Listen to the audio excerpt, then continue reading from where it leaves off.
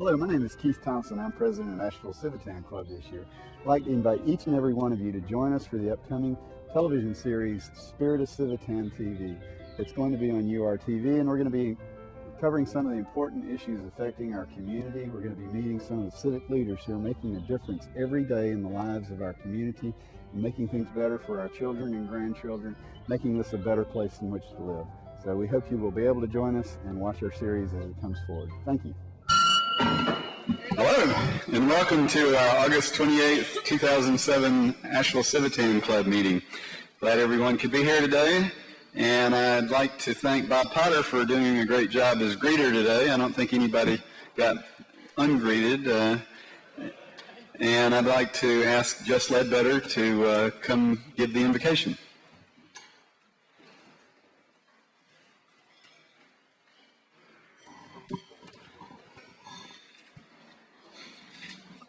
Let us pray. Our Father, we pause to recognize you as the creator of all things and the giver of all good and perfect gifts. We especially thank you for the honor and privilege of living in this great land of America. We pray that you will bless our nation and its leaders, give them the strength and wisdom to continue our efforts toward freedom for all mankind.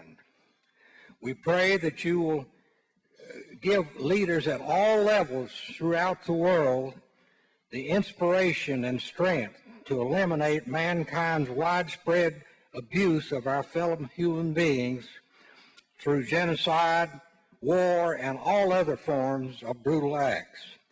Our Father, we beseech you to bless this organization and its leaders, be with them and inspire them to renew the strength and purpose of our club. Thank you for the food we have partaken. Bless the hands that prepared it, and may we always be sensitive to the needs of others. Amen. Thank you, Senator Ledbetter. Do we have any guests today? I know John Carroll has a guest. I'd like to introduce Tom Gandolfo.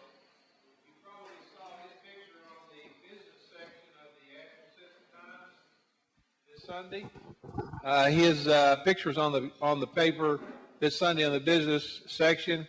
He is a resident of the Biltmore condominium, and Tom is from New Orleans, Louisiana, and his background is historic preservation of real estate in New Orleans. He lived in the French quarters, and his family's from New Orleans. And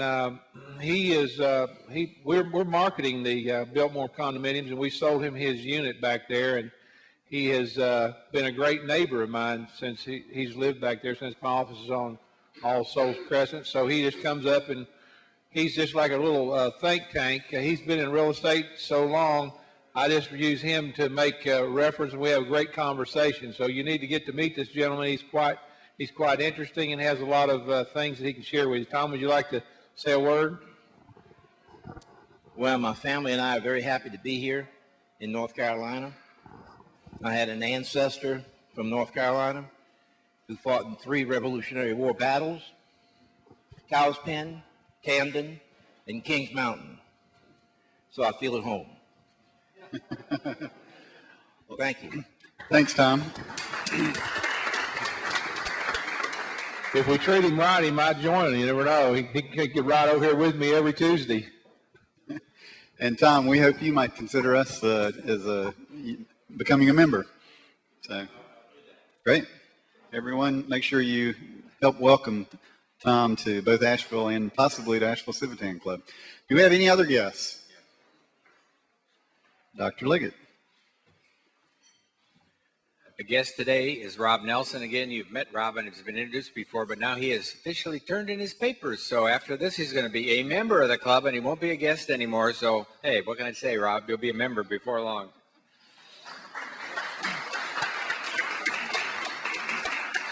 Welcome, Rob. Do we have any other guests? No. Do we have any announcements that anyone would like to make? Okay, we have our 50-50, and I could get one of our guests to pull a winning ticket out.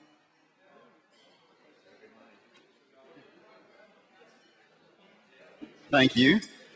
And this, of course, is one of the ways that we help to raise the funds to cover our $21,000 in scholarships that we give every year to 7 of the graduating seniors from our local public high schools. So the winning ticket is 096201. Oh, Tracy, congratulations. It's $11 to the winner.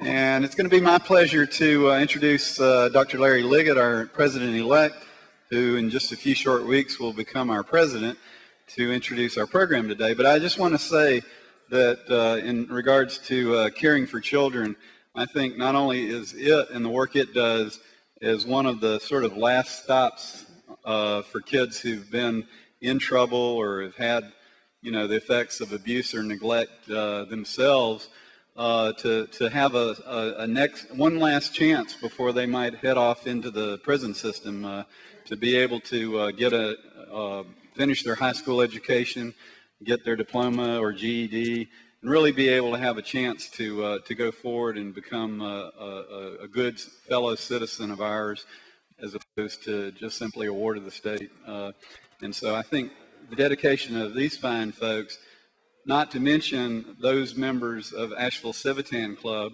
like Bob Weiler, Bob Hall, Larry Liggett, and others who've worked for over 3 decades to help caring for children be able to perform its mission and to be able to be such a help to fill gaps between the needs of these young people and their ability to fulfill themselves and fulfill their potential to become fellow citizens in a positive way. So I just wanted to say that. It's a point of personal privilege. And with that, I'd like to ask Dr. Liggett to come up and introduce the program.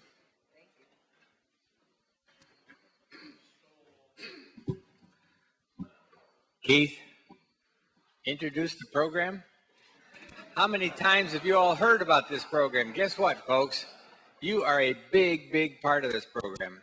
This thing started about how many years ago? A long time ago. And it was in a Sunday school class that some of us in this room were in. It started the Caring for Children program. We started it just getting some volunteers to come paint the premises. And we painted the place and we got some kids in there. Then we had to raise a little bit of money. At the board meeting this last week I was at, our current budget is right on the fringe of $3 million. And we started with nothing. That shows you what you can do when you've got a lot of great people like you all supporting the program and working with it to help kids. And in order to run our program, it takes a lot of staff. I forgot how many, we were 43 members, staff? Staff is right at 50, and that's 24/7. We have staff that has to be in homes all day, every day, at night. They can't leave because these are homes for kids, for runaways, for kids without homes. So they have to be there all the time. We have to have staff. It seems like a lot of staff, but I don't know. John's going to review the programs. We've been talking about programs over the years at Caring for Children, and it was about time that we brought you up to date. Some of the programs we've talked about don't exist anymore. Some of the programs we've talked about have grown bigger and bigger for more kids. We serve a lot of kids in Buncombe County with our services, and there are things that you need to know about. Once again, because a lot of you are contributing members to Caring for Children through your churches and through other organizations. I know that a lot of you have contributed to it wasn't, Bob, what was it? It was not an endowment, but what? For Lucretia. Endowment, the endowment that was set up in memory of Lucretia Weiler. You've been part of that program. So I'm delighted today to have 3 members of the Caring group with me here. John, of course, is executive director. I'm not going to tell you which of these 3 is John, but if you can't figure that out, you got a lot of trouble coming here. Just take a look at his forehead. It says Florida State across it. Does that tell you something about him? Okay, that's a disclaimer right off the bat. Sorry about that, John. The pity with doing something like this, introducing him and saying something about Florida State, is he comes up here after I do. I don't know what he's going to say. He could say anything. So, but I'm going to give over the program to John, and I'm sure he will introduce Patty and Renee to you. I'm not sure what role they're going to play, but at least they'll be here for the interview afterwards as we are videotaping today and have the program on file. John Lauterbach, the Executive Director of Caring for Children.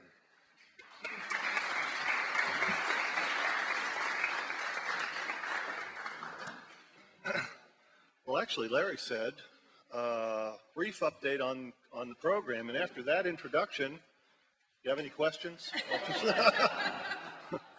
Okay, John, if you don't know what you're supposed to do, it says right on this sheet. Oh, wait. Okay, I got it now. Sorry. Actually, just before lunch, I was given a mandate by one of the members here. I don't want to mention any names, but her initials are Liz Huseman, to be entertaining. So this is like nearly impossible, but I'll do the best that I can. So in the light of being entertaining, I don't know, you all may have heard this story before, but I'll tell it anyway, because it truly brings to me what caring for children is all about. Several years ago, I was driving to Raleigh one morning, because as those of you who deal with Raleigh know, the meetings start in the morning early and end in the afternoon early, so that you get to drive into the sun on the way and you get to drive into the sun on the way back.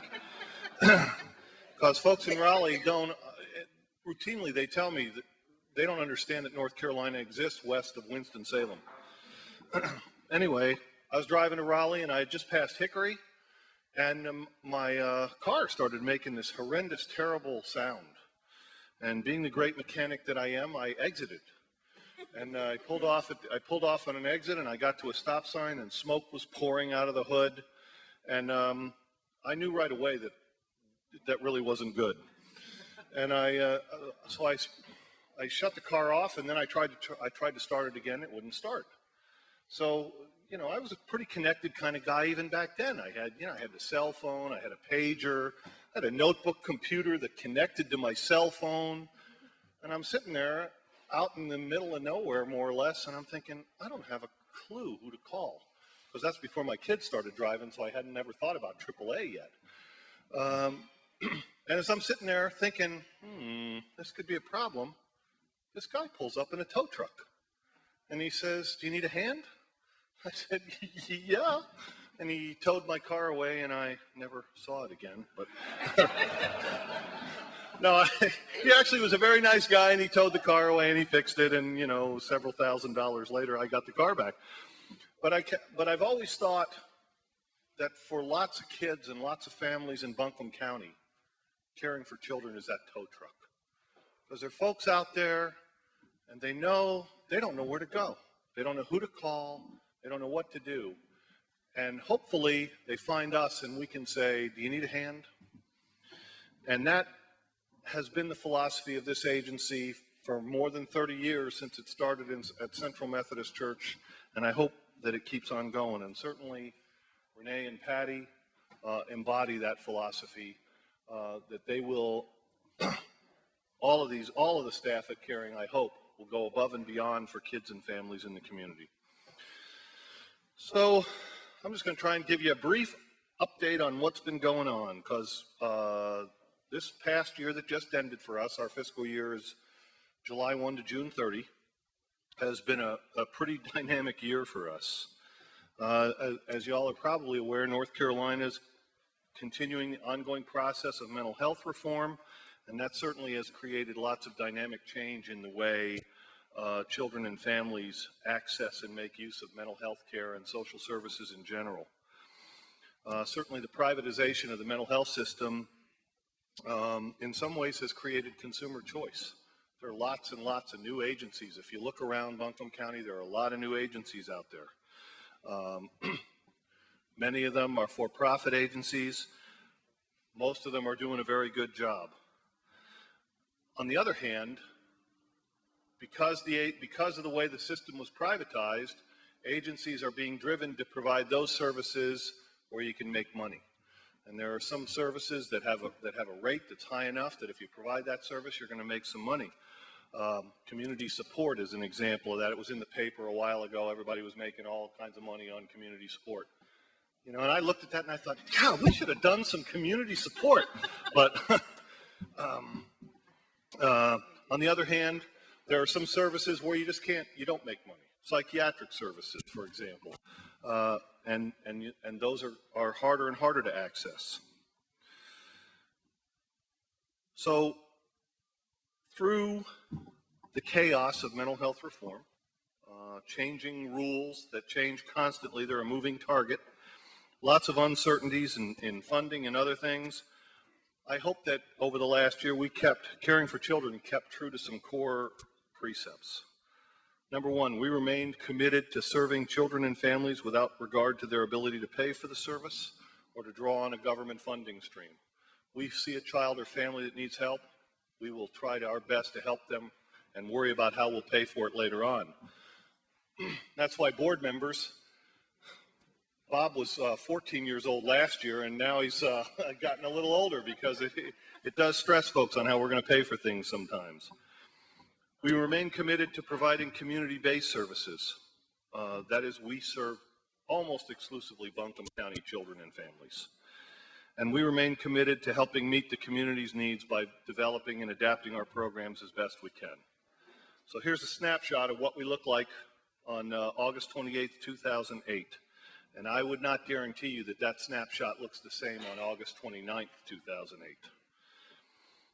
As I stand here right now, we have 13 or 14 programs, depending on how you count them and which funding stream you happen to be talking to. And in response to community needs, last year, we developed 3 new programs. One was a program to recruit and train mentors for young Latino children. The program, we are really wonderful marketing experts at Caring for Children, and our program has the catchy title of the Latino Mentoring Program. And it focuses on recruiting the best and the brightest Latino high school students to mentor younger children. Right now we have 15 kids matched with mentors, and we hope to expand that program a little bit this year. We also developed a program to provide positive parenting education for families at risk of abuse and neglect, and for families with children with moderate to severe behavior problems. And we did that at the request of the Buncombe County Juvenile Crime Prevention Council, Buncombe County DSS, and the court. Actually, this year we received a grant to expand that program, and as we speak, we are recruiting trainers and folks to go in the homes to help these families even more than we did last year. We also developed, it might have been slightly the year before that we developed, but we expanded greatly our therapeutic foster care program through the work of Renee, who is our foster care coordinator. And we did that because we are just seeing so many kids without viable families and no place to go. And we just felt like we needed to make sure that when we can, that every child deserves a family. We're working hard to expand that program as rapidly as possible. So if any of y'all would like to be foster parents, or you know anybody who would like to be a foster parent, 298-0186. Please call us. We always have space for more foster parents. We also expanded our outpatient counseling program, which is called ACE. And on the way over here, I was trying to remember what ACE stood for. And Assessment, Counseling, and Education. There it is. That's why I brought Patty. Because, again, we're seeing more and more kids in need of therapy, no way to pay for it. We decided we could help them out.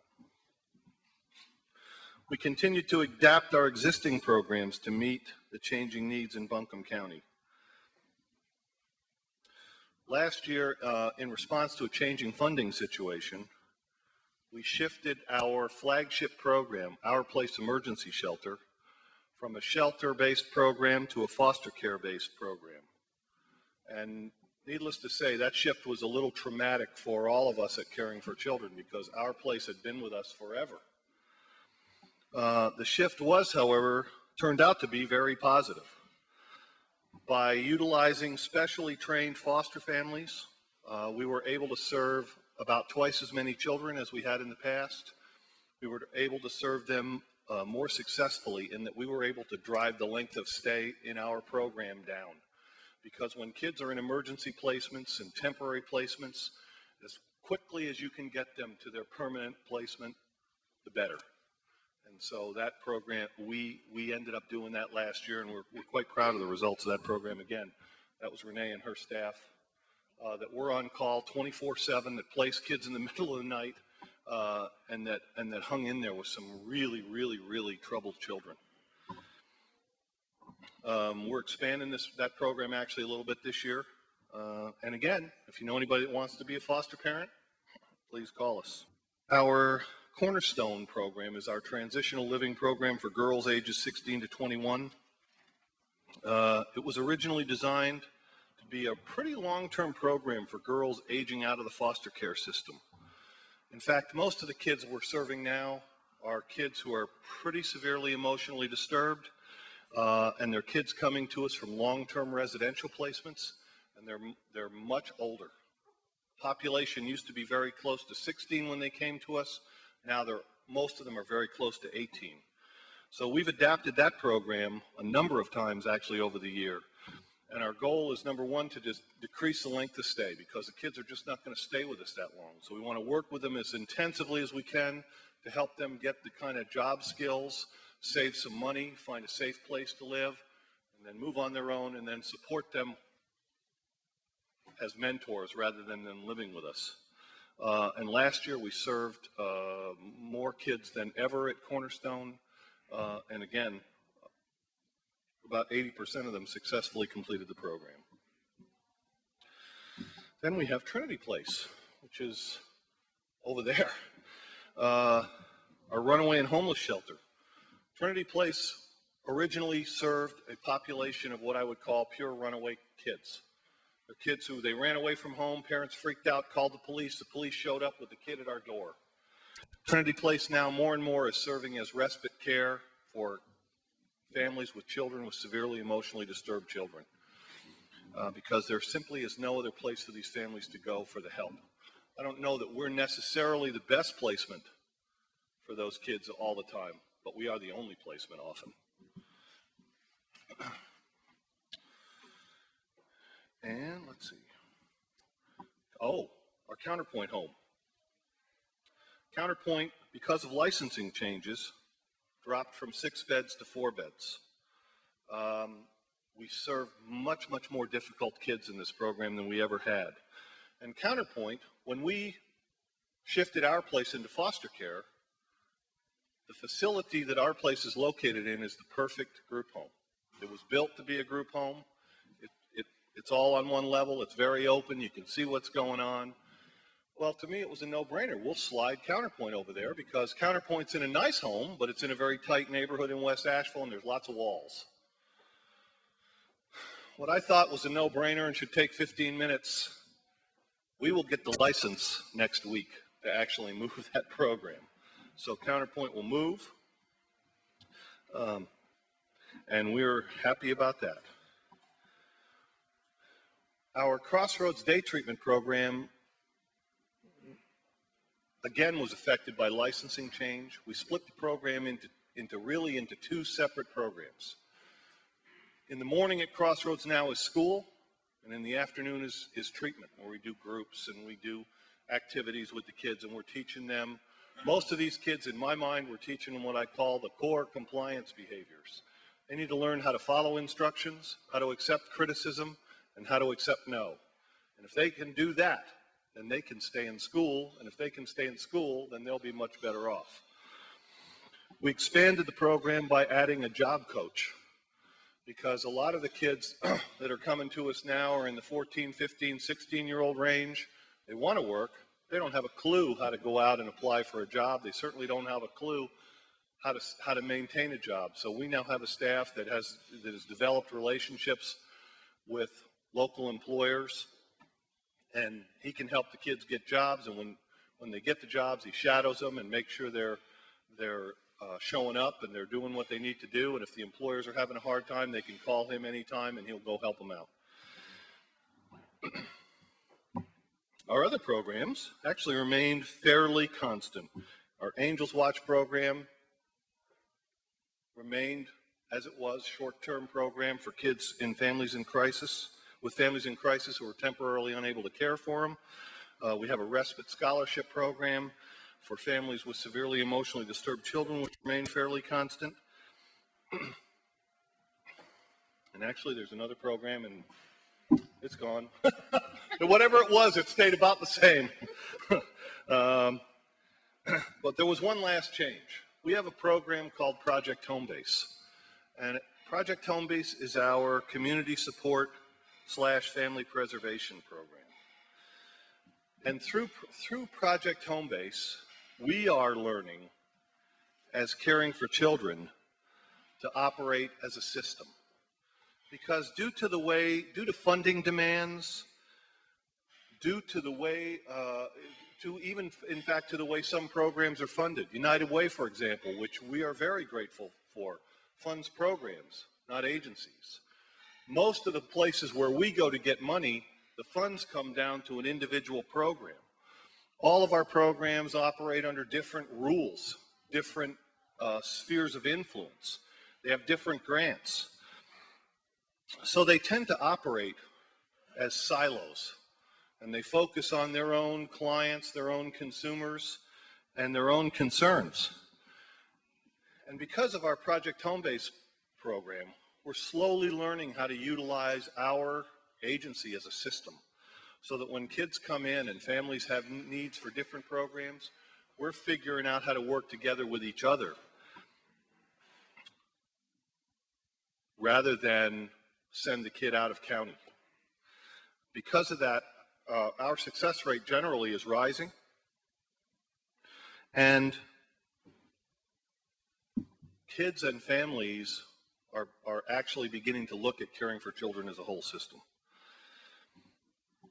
Two examples. First example, we have in our Cornerstone program right now a young lady who has severe problems. She's one of the first kids I ever met when I started at Caring for Children 14 years ago. She was 4 years old then. She was in our emergency shelter. She was upstairs. Our office was in the basement. She was upstairs. I heard commotion. I went upstairs. She was standing on the kitchen island. And the staff were trying to figure out what to do because she had dish liquid, and she'd sprayed it all around the floor, and the staff couldn't get to her because they kept falling down. She was more or less institutionalized for her whole life after that. She came to our Cornerstone program in February. She's still there. And we're hanging on. We're hoping she can stay with us. And we can only do that because we have our Project Homebase staff working with her. We have foster care available to her. We have all of the pieces in place to wrap around this kid so that as she needs it, we can help her out. Another example, we have a young man. He's actually in our foster care program. Got a call last spring from DSS, said, hey, we got this kid, this family. They have no funding. Nobody will touch them. Our Project Homebase staff took him on. Clearly, this family has some significant issues. Project Homebase went to foster care, said this child needs to be out of this family for a little while. Foster care stepped up and said, we'll help you out. He may move on. He may need Counterpoint. He may need more services. But hopefully, we as an agency have learned how to work together inside our own agency so that we can provide that for this kid and keep him here in this county. Because a year ago, he'd have been to Raleigh by now. So that's us. Well, last thing, political advertisement here. Vote for, no, it's not that political. There's a funding stream that is important to us, and it's called JCPC funds. And they're funds that come from the state to the counties for programs for court-involved and at-risk kids. Those funds are in place for this year, but they're at high risk for next year. Buncombe County would have some serious problems if those funds are not there, because for us, it's a part of our funding stream. There are a number of programs where it's all of their funding. So if you guys, I know you guys are big mucky mucks, and if you know legislators, Bruce, Martin, Susan, they need to protect the JCPC funds. Those are some of the most well-spent funds. The programs are highly accountable. Any data they want on how effective these programs are, we can get it for them. Pardon? Yes, Larry has questions. No. I will take questions if you have any. But I'm not going to answer them. Go ahead.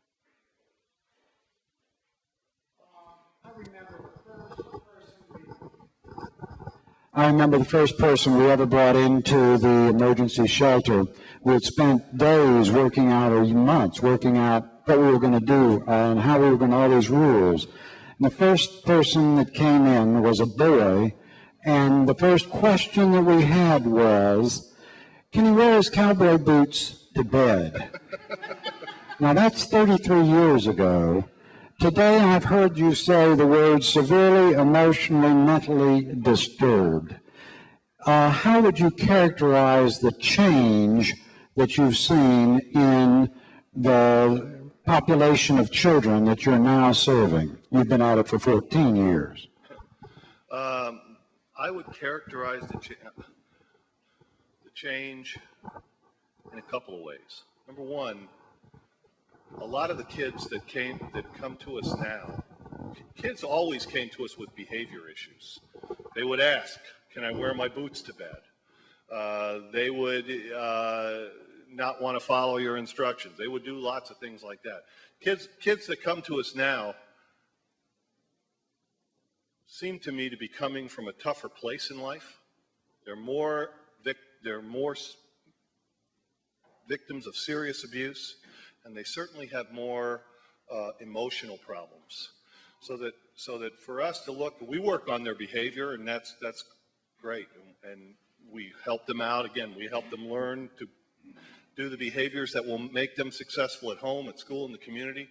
But we also have to help them work through the residual, lasting effects of the abuse and neglect that they've experienced. And I think these kids, in lots of ways, it's just because families are under so much pressure now. You know, these families have to work 2 jobs. They have to do these kind of things, and kids are left to raise themselves. And that's a hard thing for a young child to do. That's a hard thing for my 27-year-old son to do. I'm hoping that someday he'll figure it out. So I would say that is one of the issues. And society is just much more complicated. Back when our place started, kids didn't have immediate access to the internet. They didn't have iPods. They didn't have all of the information that these kids are getting now at a young age. If there's not somebody who's very carefully helping them understand what they're getting, it creates problems for them. And I think that's what we're seeing. John, I do want to commend you for the description you gave of being more holistic and trying to wrap the services and all the complexities of the funding that you have to go through around trying to find a solution to meet the needs of those children. But I also want to point out that the children who aren't in your system are very much benefited by having you be able to help the health and well-being of their peers who end up in these situations and unfortunate circumstances.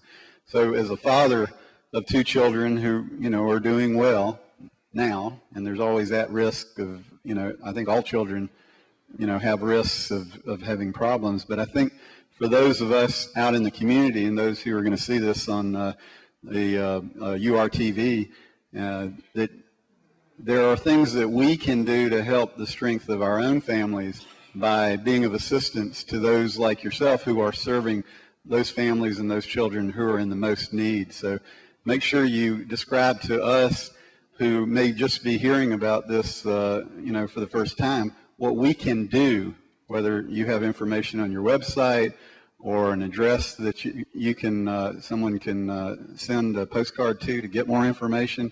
But I think, the teachers and the nurses and the other folks who work directly with children in our community very much are benefited by knowing that, if somehow they miss something and they can't prevent children from ending up in need, that they've got somewhere, that they won't be lost completely from our community and our care. Thank you. And I'm glad you reminded me, because our website. We actually have a website now, and it's caring, C-A-R-I-N-G, the number 4, children.org. Go and look at it sometime if you have a chance. We're pretty proud of it. There's quite a bit of information on there. If you know somebody who needs some help, please send them to that website. They can get to us through that. If they don't and they call our office number and it doesn't answer, it'll ring a while and then my cell phone will ring. So we'll make sure to get back to them. Also, because for folks who are looking for things to do to help, I mean, we're always looking for volunteers. We were just talking with one of our, I was just talking with the program coordinator for our Counterpoint home. And we've got kids now who simply do not have home placements. And these kids, we're talking about just not necessarily a home placement for them, but even just a family that they could go visit for, or an adult that they could go with for a few hours to get out of the group home, because they're basically doing pretty well. And that ability to go out and do some normal things, go to the movies, go play putt-putt, go hang out at the park with somebody who's not a staff motivates them to keep trying and lets them know that there are better things out there for them. So please do. By the way, in this year that just ended, we served I don't know if I told you this, we served 430 children and families in the year that just ended. We project that going up to probably 540 by this time next year. Can you tell us what the telephone number is so everyone? Sure. It's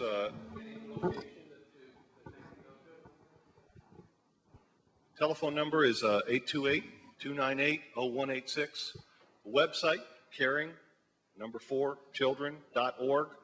And our offices are at 184 Charlotte Highway, right across the street. If you were going to turn right to go up into Reynolds High School, turn left. There's an office building immediately on your left. Just knock on the first door you see. That's us. Actually, you don't have to knock. The doors are open. Just come on in. We're there.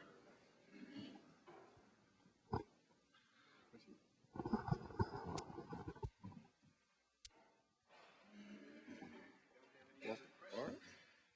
Thank you so much. And thank you for everything you do.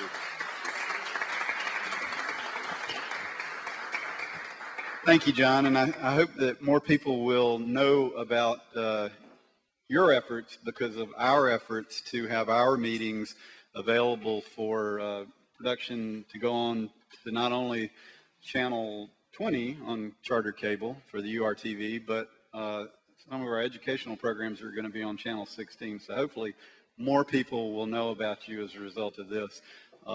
We can also create a web video that you could link to your website if you'd like to. So there are ways that our efforts at bringing Asheville Civitan Club into the 21st century is leveraging our ability to serve the community and to continue to help serve children through efforts of professionals like yourself who in the nonprofit private sector are able to leverage all of the resources that are available in our community to help children who have fallen through the cracks otherwise. So we are very proud of what you do and certainly proud of our members who have helped make it possible for you to do what you do. So thank you very much. And with that, we are adjourned.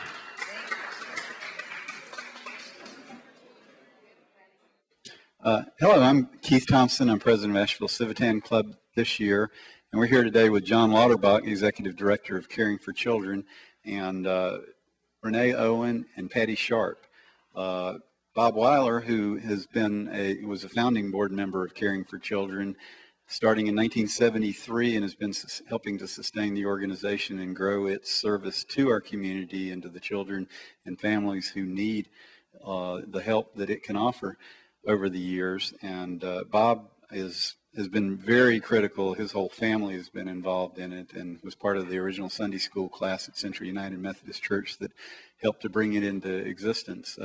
So I want to introduce Bob, and he's going to help get to know the other staff members or the staff members of Caring for Children. So Bob, it's good to have you here. Thank you, Keith. Caring for Children started in a Sunday school class in Central Methodist Church. we had participants in that class who had a foster child. That child had been abused in 3 or 4 other foster care placements. And so we, as a Sunday school class, said, gee, we ought to be able to do something about this.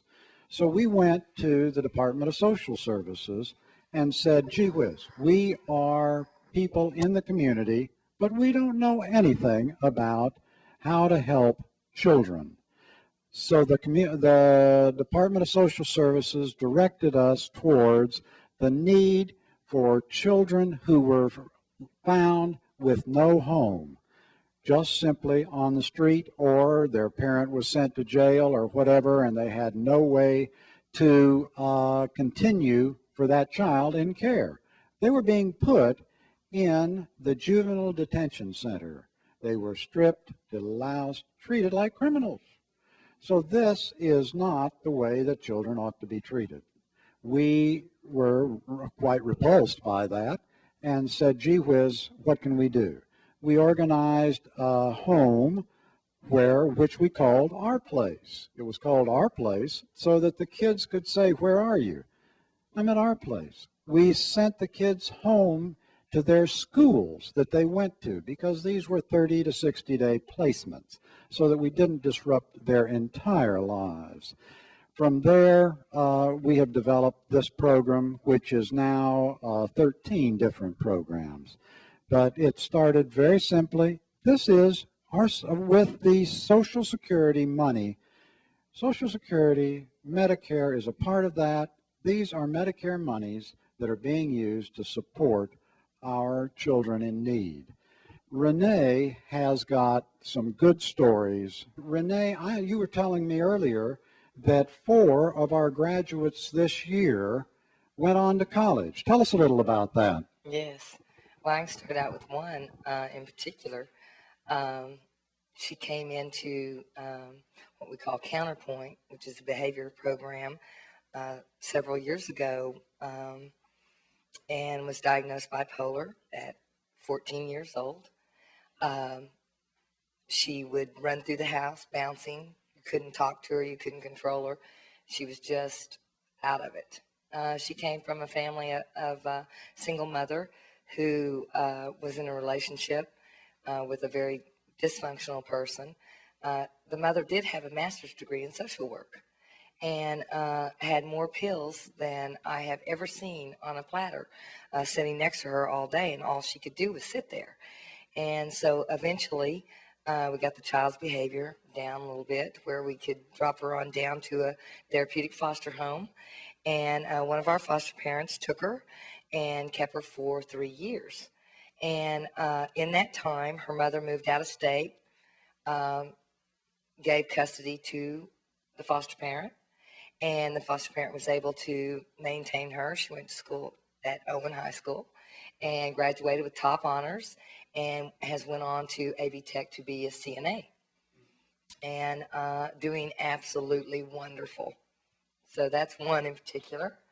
Would you like to hear about another? We certainly would. The idea of this whole program is people. We helped 400 or more people, but we help them one at a time. Yes, we have. And that's the beauty of it all, and I'd love to hear another story.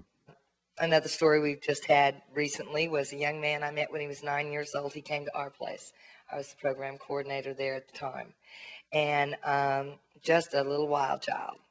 And he came from a family where there was 5 or 6 children. He had been sexually abused, physically abused, and quite emotionally abused. You couldn't even talk to him. We got him set up in programs where he could learn to become a little bit more stable. Eventually, he did come back to us and went to foster care.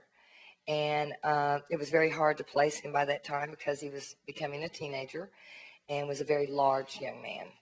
And so nobody really wanted to deal with him. And so we decided to keep him until he aged out. And he won some scholarships this year and has gone on to AV Tech. I got a call from him yesterday, one of the most pleasant, thankful kids I have ever met. He appreciates everything we've done. Sometimes you don't hear that for years to come. But he called me yesterday and let me know I'm still in school, Renee. I'm still in school. Parents can particularly relate to the fact that you don't hear thanks immediately. That's So right. people who give money don't hear that immediately That's to right. these sorts of programs That's either. right. It's great to hear that we do have successes. What's he studying at AB Tech? Psychology and business administration. Well, that's great. He wants John's job. Well, John, John's job, if John has a problem with his job, it's because Patty, who is his right-hand person, helps him do it. He never has a problem because Patty always is there to help him and help get things done. But Patty also has a personal story she'd like to share with us. Yes, I do. Thank you, Bob. One of the things that I think is hard to relate to about Caring for Children and the services are provided at Caring for Children is we who are in the community sometimes can't relate to abused or neglected children or children who have behavior problems that are to the level that they need help outside of the home and outside of the family. And Caring for Children stepped up and helped our family, even while I was working at Caring for Children. My stepdaughter had some peer problems and peer issues and became involved with folks who were making poor choices, and she started making some poor choices as well. And because our daughter had insurance and she wasn't on Medicaid and she wasn't indigent, she had a problem accessing the services that we needed access, but Caring for Children helped us.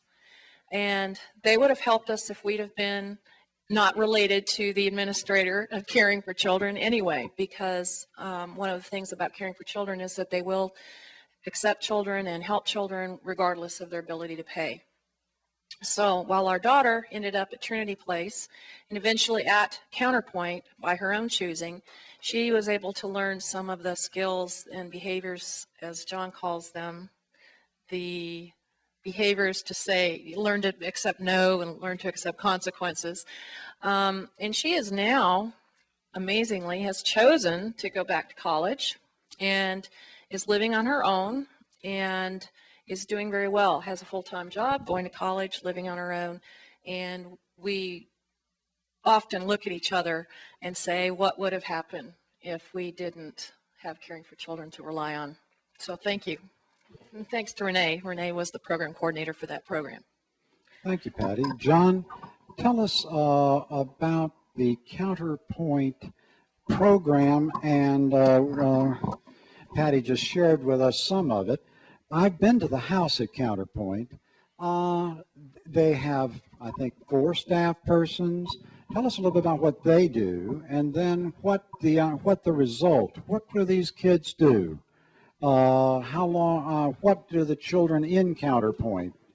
What do they physically do day and night and all the other times? Okay. Counterpoint is our group home for adolescents with moderate to severe behavior problems. It's on the west side of town. It is staffed. We have we can have up to 4 kids there at a time. We always have at least 2 staff there, and usually in the busy times of the day we'll have 3 or 4 staff there. The staff spend a great deal of time teaching the kids to do the kind of things that kids who are doing well do naturally. They teach them how to get along with their peers. They teach them how to follow instructions. They teach them how to listen to what their parents say. Those kind of skills that other kids kind of do naturally, our kids at Counterpoint have to learn those skills. And so the staff work very hard teaching them. They teach them all day long, every day. Most of the kids go to the public schools. If they don't go to school, they can go to our special school called Crossroads. If they've been suspended from school, they stay with us 3 months to 7 months or so. They're all Buncombe County kids. And then if they have families to go home to, They graduate and they go home. We will maintain our relationship with the family because the staff also work with the children's families to help them learn parenting skills, to help them learn how to work with their children. If the child doesn't have a family, then we will do our best to either find them a foster family or develop one if the neatest part when I was there was they were studying very hard on the bus schedule, how to get a bus to get to work. I thought that they were finding out how to open a bank account. Most people, that's, as you say, that's just natural things. And the thing, other thing I learned was that these are the kids, that a lot of them are on wait staffs. There's yeah, I think we could go ahead and say 28806 is a restaurant nearby, and they've been nice enough to work with these girls and help them have a paying job, understand how to do, what to do, and gee whiz, these are great jobs, and it's a job that those girls can use for the rest of their lives. So I love that program. And I just want to thank you for being here today and helping us share your story, because I think not only the commitment for decades is such an exemplary thing that really speaks for hope that we can really address these issues in our community with the kind of quality people that we do have. But one thing I wanted to mention, when you were telling your story about breaking down on the side of the road and having the tow truck driver drive up, I expected you to say, and this young man drove up and helped me out, and he had come through the program. Because John has a story like that. He really does. And we don't have time right now, but I think we want to be able to maybe get you to come back, because I think those stories and the human qualities that you talked about, serving one child, one family at a time, I think is so important. And I think the types of efforts in the community to help prevent things getting to where your services are needed are all the more important. The parks and recreation programs, the after-school programs, the real community building efforts with so much economic and social change and thousands of new neighbors coming into our community. This work is going to become even more difficult unless we have those efforts at preventing children falling through the cracks, making our community stronger, helping our families find the strength that they need to be able to get those skills, those life skills necessary that children need to be able to be successful as a member of their family, or as a student in their school, or in going out into the workforce and becoming fellow citizens and fellow participants in our economy. And so all the work that you're doing is really making a huge difference. And Bob, I especially want to say thank you to you. And I just remember Lucretia and the dedication she had to these children, and just not willing to let any single individual child go. And that just really inspired me, and I know your family, your son-in-law David Young and Lee Young, and their work in the community has really made a huge difference too. So as Asheville Civitan Club, we are, very proud to be a part of this organization and these efforts, and we look forward to our fellow citizens of whatever age doing their part to help grow this community into even stronger and better community. So with that, we'd like to thank y'all for being here, and please come back and have lunch with us. Happy to come back and have lunch. It was great.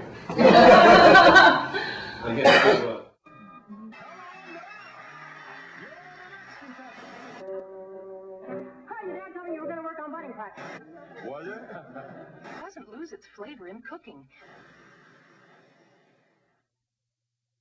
We also present Good Citizenship Awards to 2 students from each of our local public high schools every year. And here's a clip from our Good Citizenship Awards recognizing these students.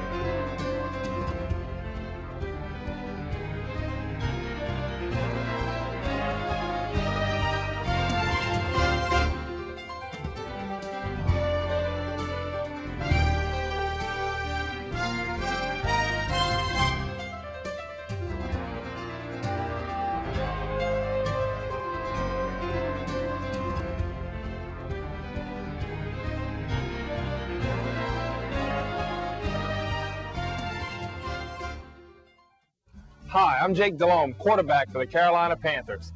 Leading my team to the Super Bowl was the most exciting moment in my career, but it doesn't compare to the time I've spent throwing the ball with my cousin Kevin.